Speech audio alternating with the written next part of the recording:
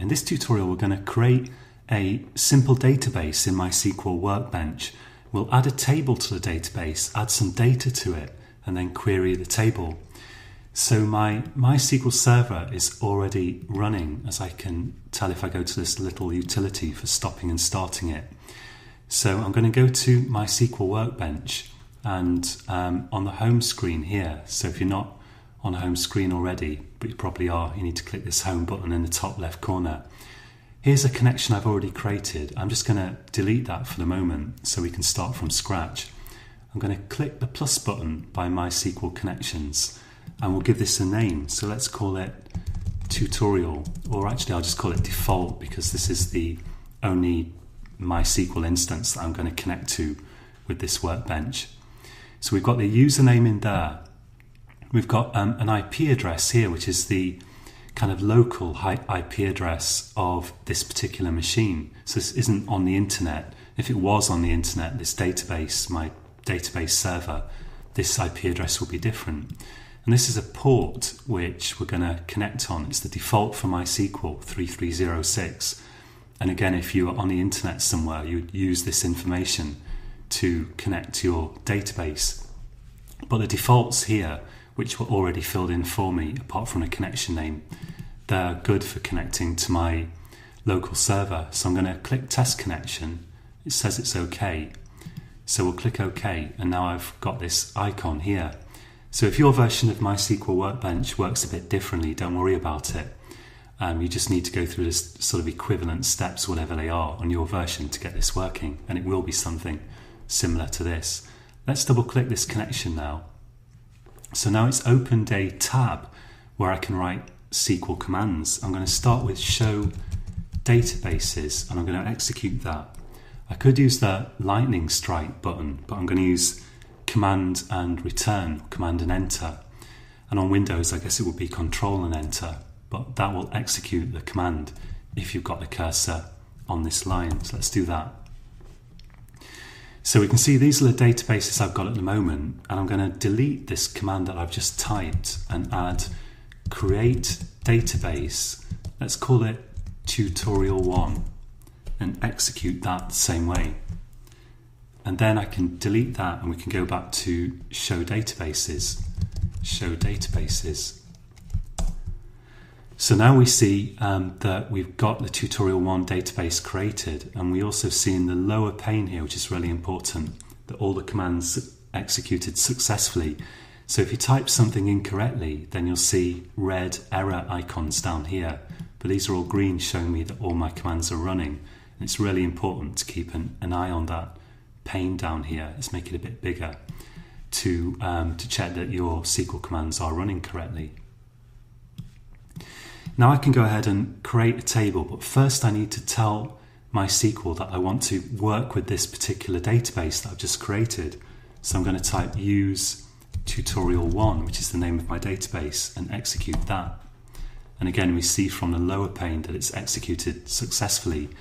So you'd normally have like one database per different application that you're going to use to connect to it. So if I have some application that I want to use a database, I want it to be a shared database that I'm going to put on the internet, for example, then I'd create a different database within the MySQL database server like this for every application. And then everyone using that application could connect to the same database. So we've created the database and we're using this database. Now I'm going to create a table. So I'll say create table. And let's give it a name. Let's call it users. And after another space, I'm going to put 2 round brackets. And in here, I need to specify what columns my table has. So we'll just give this one column to start with. I'm going to call the column username.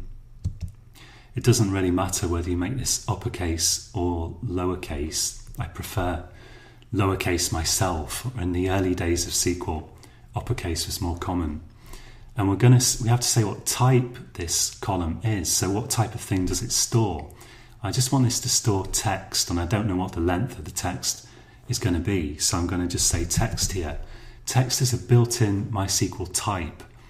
So this is one of the types of things that you can store in a table column. Let's execute that. And again, we see the green icon at the bottom here showing me that my syntax was correct. Then let's type show tables and execute that.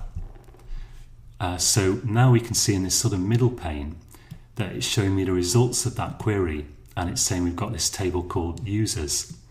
So we've just got one table in our database called users. I can also, if I want to see more information about that table, because I've forgotten what's actually in it, I can type desk users and execute that. And then we see that we've got one column in there called username of type text.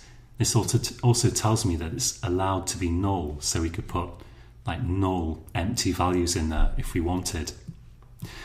SQL, the syntax of SQL does vary a bit between different databases, and the commands that you use to switch to a database or view a table, these in particular tend to vary between databases. So desk users, this might be different in a different database, and also things like create database and show tables. But the SQL commands you use to create tables, they're fairly standard. But again, there's going to be minor differences between different types of database like Oracle or MySQL, and in particular the types that you can use, text or int for integers or whatever, they're going to differ a bit between different kinds of databases. So let's actually add some data to this table. So we know we've got one column called username. I'm going to type here insert into, and the name of the table, which is users. And we're going to put round brackets in there and specify the columns that we're inserting into. So we just want to insert into the username column. So I put that in the round brackets. Then after the brackets, I'm going to type values and another pair of round brackets. And in the second pair of round brackets, I can specify what values I want to insert. Well, I can only insert one value at a time here.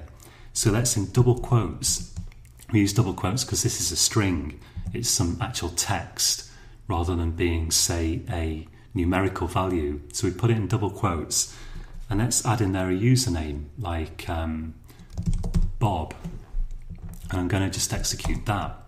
Again, we see that it's executed successfully, and now, well, we could change this and add another value in there. So we'll have two rows of information in our table then. Let's change Bob to Vicky and execute that again. So now we've got two users in our database. And to see all the values in this table in our database, you can have multiple tables in a database, and you usually do, but we've just got this one. So I want to look at all the values in this table now that I've inserted into it. And to do that, I'm going to type select star, that's asterisk, from, and the table name, which is users.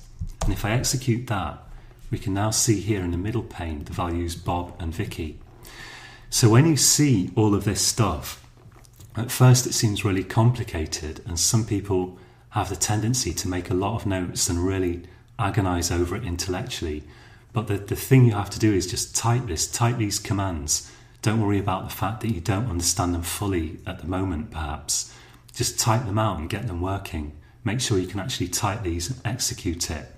So have a go at this yourself. Create your own database, call it whatever you like. The database name and table names, they will probably have to not have spaces in them.